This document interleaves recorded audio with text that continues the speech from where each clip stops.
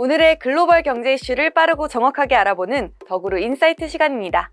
배터리 핵심 광물과 핵심 부품 조건을 충족할 경우 최대 7,500달러의 전기차 보조금 혜택을 제공하는 미국 IRA 세부 지침이 공개되면서 국내 자동차 업계에 비상이 걸렸습니다. 전 세계가 그야말로 광물 수급에 집중하고 있는데요. 이런 가운데 국내 기업의 파란불이 켜진 걸까요? 이 히토류 부자라고 불릴 만큼 많은 히토류 광물을 보유하고 있는 호주 노던 테리토리주 정부 차관이 한국을 방문해 현대차와 포스코 퓨처엠 등 주요 기업과 광물 에너지 분야 투자를 논의합니다. 이 호주 중앙 북부에 위치한 노던 테리토리주는 천연 자원이 풍부한 지역인데요. 천연 자원의 박물관이라고 할 만큼 육상 천연가스를 비롯해 리튬, 보크사이트, 아연구리 등 다양한 광물이 부존하고 있죠. 한편 글로벌 투자은행 골드만삭스가 올 연말까지 구리 가격이 급등을 예상하며 향후 1년간 런던 금속 거래소 구리 선물 가격 목표치를 톤당 11,000달러로 선정했는데요. 중국의 리오프닝, 경제활동 재개에 따른 수요 회복으로 구리 재고가 빠르게 고갈될 것이란 판단에서예요. 가열되는 배터리 공급망 전쟁, 승자는 과연 누가 될까요? 다변화하는 국제 원자재 시장, 더 깊은 내용은 조태현 기자가 함께 살펴보시죠. 오늘은 원자재 이야기 해보겠습니다. 히토류는 또 그놈의 공급망 문제니까 이거는 경제 안보랑 관련이 돼서 나중에 집중적으로 다뤄보도록 하고요. 오늘은 구리 내용 집중적으로 한번 먼저 알아보도록 하겠습니다. 최근에 보면 다른 원자재 가격들은 대체로 그나마 안정세를 보이고 있는데 구리 가격만 좀 오르는 모습을 보이고 있거든요. 구체적인 내용 살펴보도록 하겠습니다. 여기는 원자재 가격 정보 웹사이트인데요. 구리는 동이죠. 한 3년 정도 가격 동향을 살펴보도록 하겠습니다. 보시면은 2020년대에 가격이 쭉 오르는 모습을 볼 수 있죠. 이건 아무래도 공급망 붕괴 같은 게 큰 영향을 미쳤을 거라고 볼 수 있겠습니다. 이후에는 가격이 하락했다가 그런데 최근 들어서 다시 오르는 모습을 보이고 있습니다. 자, 그러면 구리에 대해서 말씀을 조금 드려보도록 하겠습니다. 구리라는 거는 전도성이 대단히 높은 금속입니다. 은 다음으로 금속 가운데 높은 금속이라고 할 수 있거든요. 그렇기 때문에 배선이나 전선 같은 데에 아주 광범위하게 쓰이는 금속이라고 할 수 있겠습니다.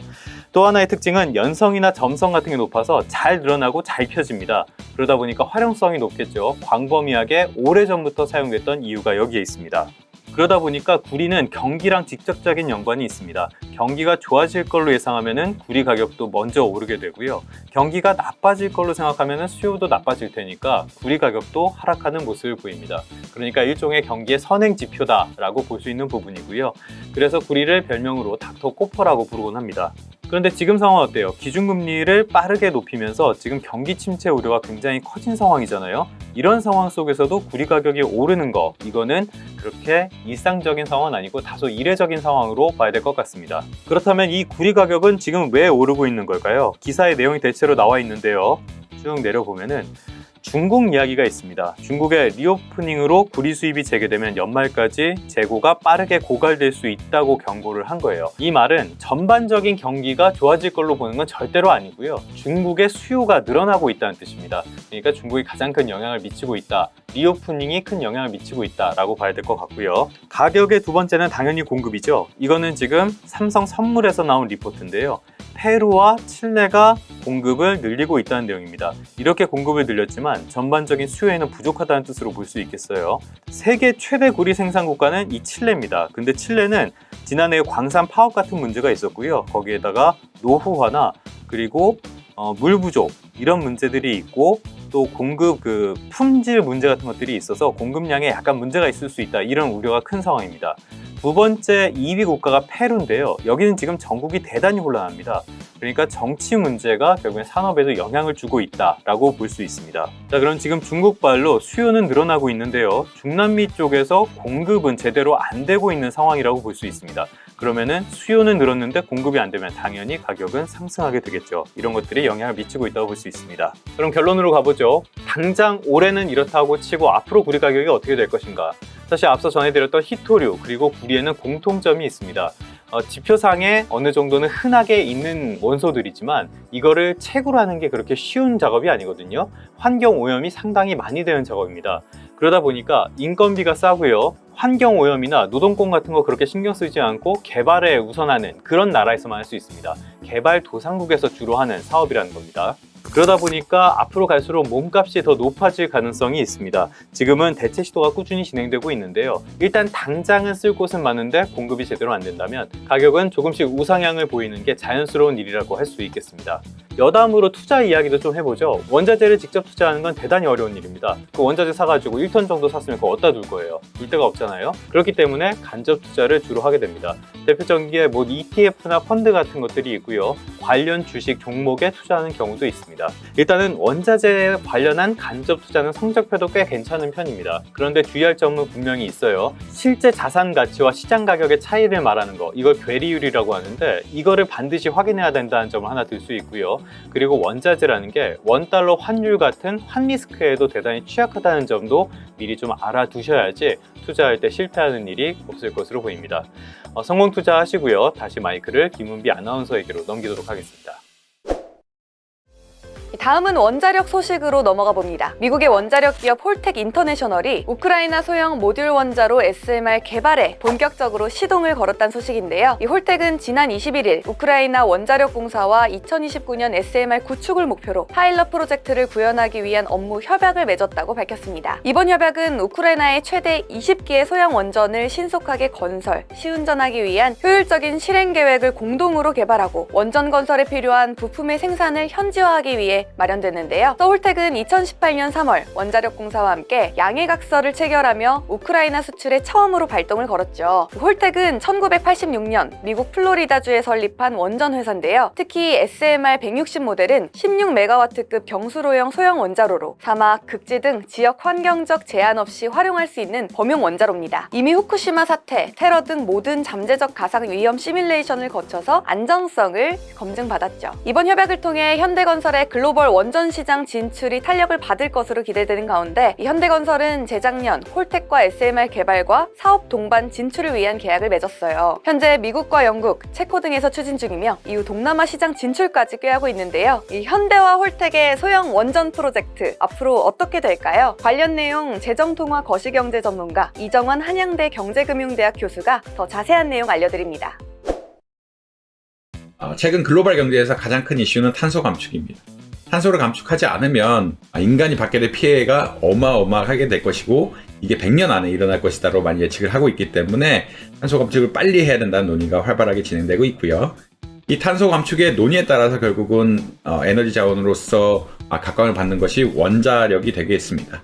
폐기물이라는 어떤 부정적인 자원을 굉장히 많이 만들지만 탄소는 기존의 화력 발전들에 비해서 훨씬 덜 만들고 에너지 효율이 높다라는 이런 장점이 있는데 사실 이제 2040년, 50년 가면은 수소 경제가 이끌어 갈 것이다. 그때가 되면 탄소 감축이 훨씬 쉬워질 것이다라는 생각은 있긴 하지만 그 전에 가교로서 탄소는 감축시키면서 에너지 자원의 안정적인 공급을 유도할 수 있는 원자력에 대한 관심이 높아지고 있다라고 보시면 될 것 같습니다.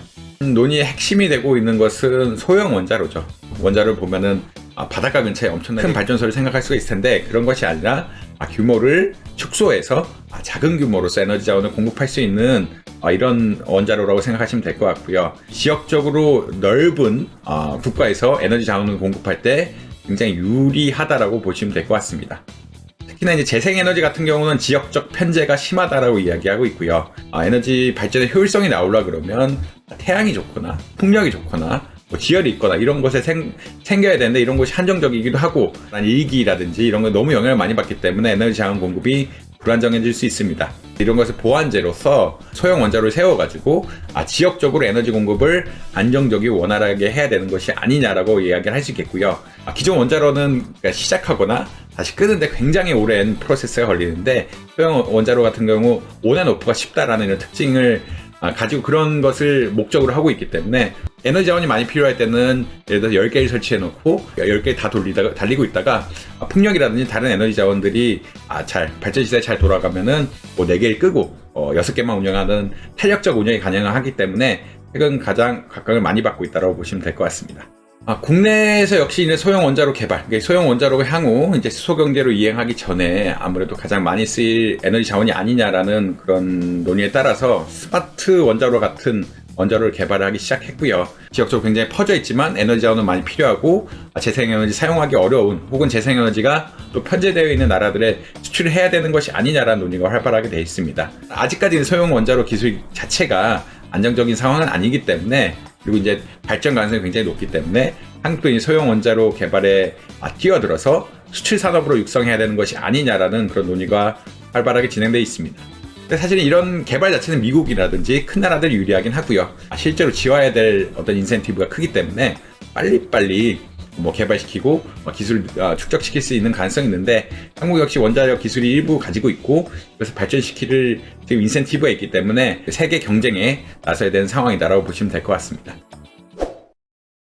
이 한바탕의 봄꿈처럼 헛된 희망이었던 걸까요? 손재일 한화에어로 대표의 호주를 향한 원대한 꿈, 이 호주몽이 물거품이 될지도 모르겠습니다. 호주가 육군의 무기자산 구입을 대폭 줄인다는 소식인데요. 24일 업계에 따르면 호주는 IFV 도입 대수를 450대에서 129대로 줄입니다. 자주포 도입 사업인 랜드 8116 2단계도 철회하면서 호주의 해외 첫 공장을 짓고 현지 수주를 확대하려던 한화에어로스페이스의 전략에도 수정이 불가피해 보이는데요. 대신 상륙전과 하이마스 투입을 늘리고 지상 기반의 해상 타격 역량을 강화한다는 겁니다. 육군보다 해공군 전략 자산 확보에 중점을 두겠다는 전략입니다. 한화에어로스페이스가 대략 난감해졌네요. 손재일 한화에어로스페이스 대표는 글로벌 톱10 방산회사 도약을 선언하고 호주를 핵심 전략지로 삼아 공격적인 드라이브를 걸어왔는데요. 작년 4월 빅토리아주에 한화 장갑차 생산센터를 착공했어요. 2024년 완공에 한국의 K9 자주포의 호주형 모델인 AS9 헌츠맨 30문과 AS10 방호탄약 운반 장갑차를 생산하기로 했었죠. 또 랜드 400 페이즈 3단계 입찰에도 레드백을 앞세워 도전장을 냈습니다. 독일 라인메탈의 링스와 함께 최종 후보군에도 올랐는데요. 지난해 시험 평가를 진행하며 링스보다 높은 점수를 받으며 수주가 유력시 됐던 상황이죠. 하지만 한화 여기서 포기하긴 이릅니다. 상황을 면밀히 살핀 후에 새로운 대응 방안을 내세울 예정이라고 하네요. 한화의 호주를 향한 꿈, 과연 이룰 수 있을까요? 오늘 덕으로에서 준비한 소식 어떠셨나요? 더 자세한 내용은 덕으로 홈페이지와 구독을 통해 알아보시기 바랍니다. 모두 안투하세요.